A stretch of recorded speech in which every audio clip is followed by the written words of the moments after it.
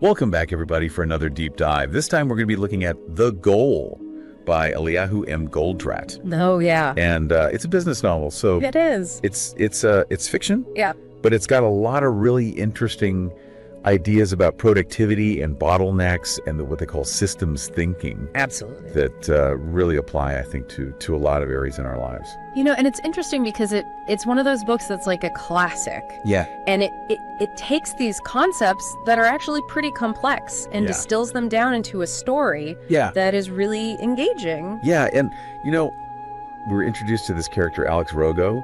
He's a plant manager, and things are not going well for him. Yeah, they're not. At all. His factory's a mess. Yeah. He's got deadlines looming. His boss is breathing down his neck. I think anyone who's ever had a job can relate to that feeling. Oh, yeah, absolutely. Of just being overwhelmed. Total overwhelm. Yeah, and that's where I think the book really starts to shine. Yeah. Because it introduces this mentor figure. Right. This mysterious guy named Jonah who comes in, and he's not like your typical business consultant. Not at all. He's a physicist. Yeah, he's a physicist. Okay, so how does a physicist come in and help this struggling plant manager? Well, it's all about systems. Okay. And Jonah's kind of this, he takes this kind of unique approach and says, what is the goal of your organization? Okay, so it seems like a very simple question, but I'm guessing it's not as simple. It's not simple at all. As it first appears. That's the thing about the book. It forces you to think beyond those really surface level answers and to really kind of dig into what is driving the decisions that you make. Yeah. So Alex eventually comes to realize that the goal is to make money. Okay.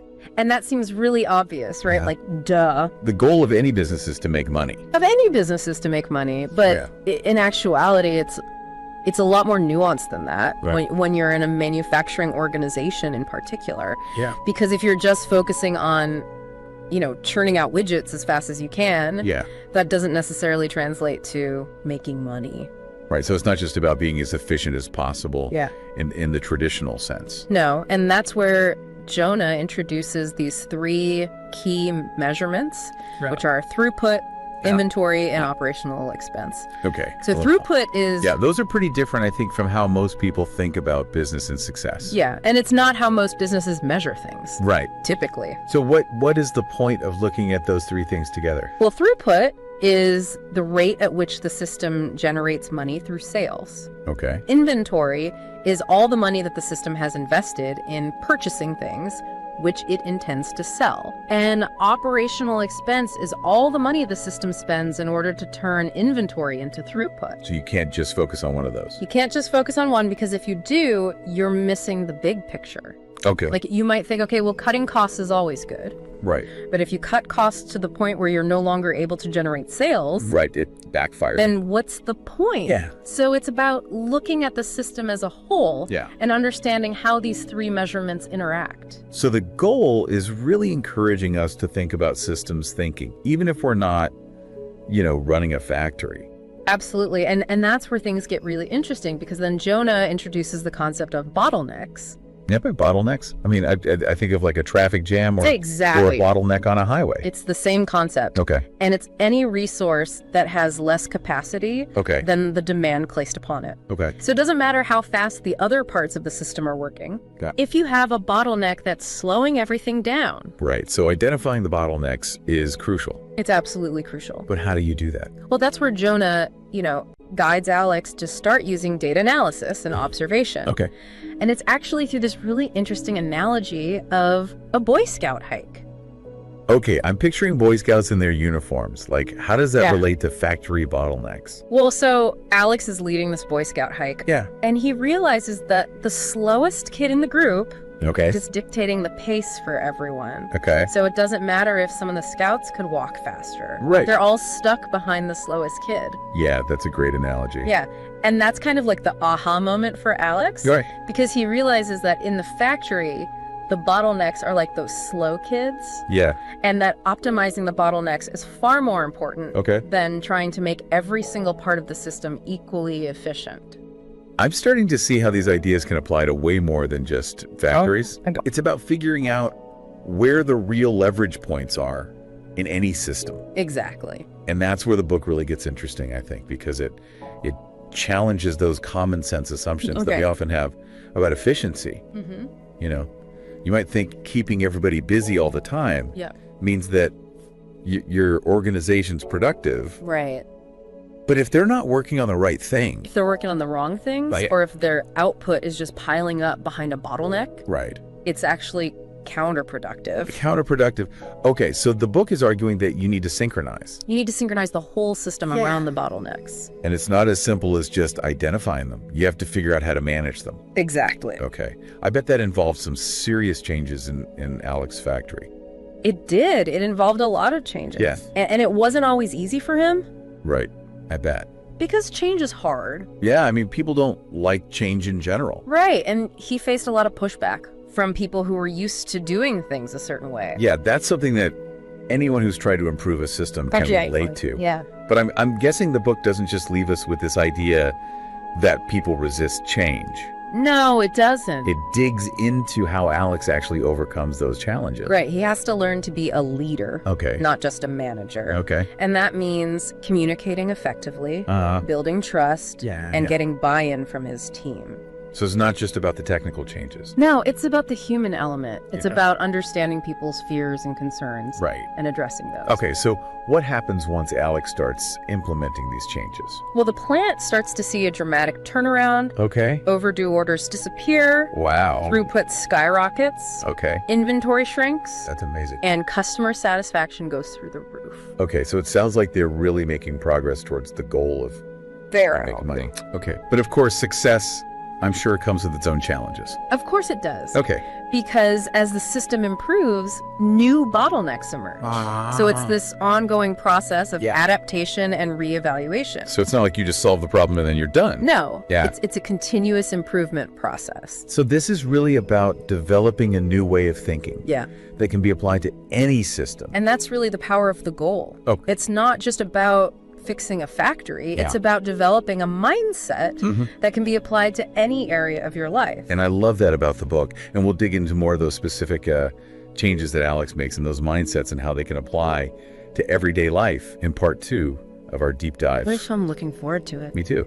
So we've talked about how Alex starts to turn things around by identifying and managing bottlenecks. Right. But I'm curious, does the book actually go into detail about how those traditional accounting metrics can actually mislead? Yeah, it talks about the cost world, Okay. where companies are so focused on cutting costs and maximizing efficiency at every single step that they lose sight of the bigger picture. So even if you have like individual departments that are incredibly efficient, Yep. they might actually be creating bottlenecks elsewhere Exactly. or producing things that aren't actually selling. Or producing things that aren't actually selling. Yeah. It's like optimizing each ingredient Right. in a cake, Yeah. but forgetting to preheat the oven. Yeah, you're not going to get a good result. You're not going to get a good cake. Yeah. So the book advocates for a shift to what it calls the throughput world, Okay. where the focus is on maximizing the flow of value Through the entire system. through the entire system. Okay, not just It's component. optimizing isolated parts. Yeah. Yeah, I mean, that makes so much sense. I think of like project management scenarios where you might have one task Right. that's delayed. Yep. And it can hold up the entire project, Absolutely. even if all the other tasks are completed ahead of schedule. And the goal really challenges these traditional assumptions about efficiency. Yeah. You know, you might think that having everyone in a factory working nonstop Right. is a good thing. Right, being as efficient as possible with their time. Right, but if they're not working on the right things, or if their output is just piling up behind a bottleneck, Right. then it's actually wasteful. Yeah, okay, so it's really about managing flow It's about managing flow rather than just capacity. rather than just capacity. Okay. It's not about maximizing the output of every single resource. Yeah. It's about making sure that work is moving smoothly through the entire system Without those unnecessary delays. without unnecessary delays or interruptions. And that resonates with me so much. I think we all fall into that trap of trying to do too much, Oh, yeah. trying to maximize our own personal capacity. Yeah. But it often leads to, feeling overwhelmed and actually getting less done. The book suggests that, focusing on flow, Yeah. prioritizing tasks, and eliminating unnecessary steps can actually help you achieve more with less stress. And this is where the book introduces this idea of reducing batch sizes. Yes. And I'm guessing this refers to the amount of work that's done? The amount of work that's done at once. At once. So in traditional manufacturing, the thinking was that larger batches were more efficient. Right, because you set up the machine once and you just crank out a ton of parts. Exactly. Okay, less downtime switching between tasks. Less downtime. But I'm sensing a but coming. There is a but. Okay. The book demonstrates how smaller batches can actually lead to greater agility, flexibility, and ultimately a faster flow of value. So that's counterintuitive. Why would smaller batches be better? Well, imagine you're baking cookies. Okay. If you make one giant batch, it might seem efficient at first, but what if you burn them? Right, or you realize you use salt instead of sugar. Exactly, you've wasted a ton of time and ingredients. Okay. Smaller batches allow for faster feedback and adjustments. So it's like minimizing your risk. Minimizing risk. If you screw up. Exactly, and being able to adapt more quickly. So how does this apply to manufacturing? Well, in manufacturing, smaller batches allow for quicker identification of defects, faster response to changing customer demand, and a more streamlined flow of work. Okay, so making such a drastic change, I imagine, in a factory setting must have come with some resistance. Oh, absolutely. Like, how did Alex handle that? He had to become a leader, not just a manager. Okay. It wasn't enough to just issue orders. Right. He had to communicate effectively, build trust, and get buy-in from his team. So again, it's not just about the technical changes. It's not just about the technical changes. It's about the human element. It's about the human element. Yeah. It's about understanding people's fears and concerns. Absolutely addressing those. And the goal actually does a good job, I think, of illustrating this. It does. Like, how did Alex do that? He explains the why behind the changes. Not just the what. Not just the what. Okay. He has to address people's concerns about job security. Right. About their ability to adapt to new ways of working. So change management's a huge part. Huge part of any successful improvement initiative. And it's not just about convincing people intellectually. No, it's not. It's about addressing their emotional needs. Absolutely. So Alex has to create this sense of psychological safety for his team. Psychological safety. To show that it's okay to make mistakes. It's okay to experiment. And to learn from those experiences. And I think that's a lesson that applies to any situation where we're trying to implement change. Absolutely. Whether it's at work, at home, or even in our personal lives. Yeah, we need to acknowledge that change can be scary. Right. And we need to create a supportive environment for people to embrace it. Okay, so after all these changes, did Alex finally achieve that goal? He did. The plant's financial performance improved dramatically. Okay, so he made money. He made money, but the book goes beyond just the bottom line. Okay. It shows how Alex's journey of improvement leads to personal growth as well. I love that. Yeah, it's not just about profits. It's about becoming a better leader, a better problem solver, and a better human being. So how does his personal transformation actually unfold? Well, he starts out feeling overwhelmed and uncertain. Right. But through his interactions with Jonah and the challenges that he faces, he develops a new way of thinking. Okay. And a deeper understanding of himself. It's almost like a hero's journey. It is like a hero's journey. Where he faces all these trials and tribulations. But ultimately emerges stronger and wiser. And wiser. Yeah. And what's so powerful about the goal is it shows that this journey of improvement is not just about technical skills. It's not just about technical skills. It's about developing emotional intelligence. Emotional intelligence. Resilience. Resilience. And the ability to embrace continuous learning. Continuous learning. So it's not just about making money. No. It's about becoming a better version of ourselves in the process. Exactly. And that's a message I think that resonates with everyone. Absolutely. Regardless of their profession or their background. The goal reminds us that we all have the potential to be innovators, to be problem solvers, and to create positive change in the world. But to do that, we need to be willing to challenge our assumptions. Challenge our assumptions. Embrace continuous improvement. Embrace continuous improvement. And see the world with fresh eyes. And it all starts with asking the right questions. Okay, so what are some of the key questions that the goal encourages us to ask? Well, it starts with identifying your true goal. Okay, what is my goal? What are you really trying to achieve? What are the constraints that are holding you back? And how can you leverage the power of systems thinking to achieve those goals and live a more fulfilling life? So it's a call to action, I think, to really examine our own lives. It is. Our own work. Yeah. And see if we can find those aha moments. Find those aha moments. That can lead to real breakthroughs. That can lead to real breakthroughs. And the goal really does give us the tools and the mindset to do that. It is. This has been such a great conversation. Yeah, it has. I'm feeling inspired already to go back and look at my own work and my own life. Awesome. And try to figure out, where are those urbies? Where are those urbies that are holding me back? Absolutely. And how can I start to focus on what really matters? That's great. And the beauty of the goal is it's not just a one-time read. Right. It's a book that you can return to again and again. And each time you'll discover new insights and applications. It's a reminder that journey of improvement is never really over. Never really over. There's always going to be new challenges, new opportunities for growth. New opportunities for growth. And new goals to strive for. New goals to strive for. But the most important thing is to keep asking questions. Keep asking questions. Keep challenging those assumptions. Keep challenging those assumptions. And keep striving to make things better. And the goal provides us with a framework and a set of tools to do just that.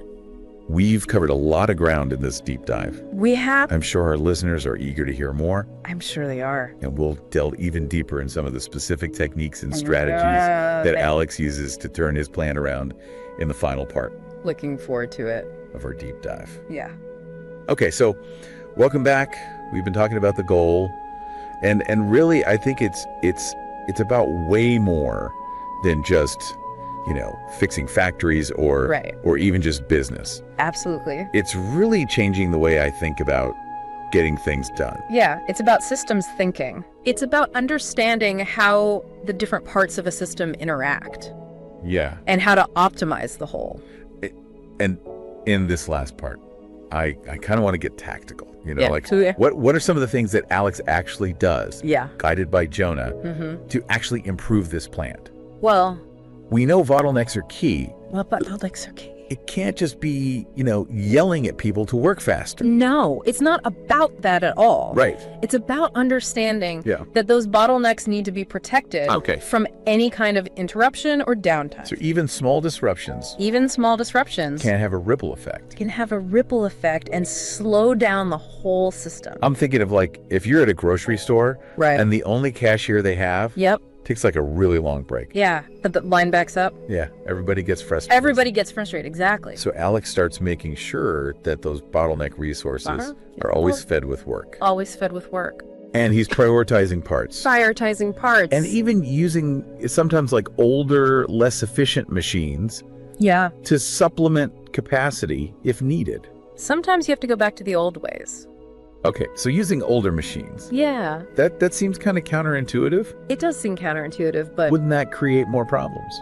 Well, the goal isn't to make every machine run at peak efficiency. Right. It's to optimize the flow of the whole system. Right. So sometimes a slower but more reliable machine can actually help to keep things moving smoothly. Okay, so again, it's about challenging those assumptions.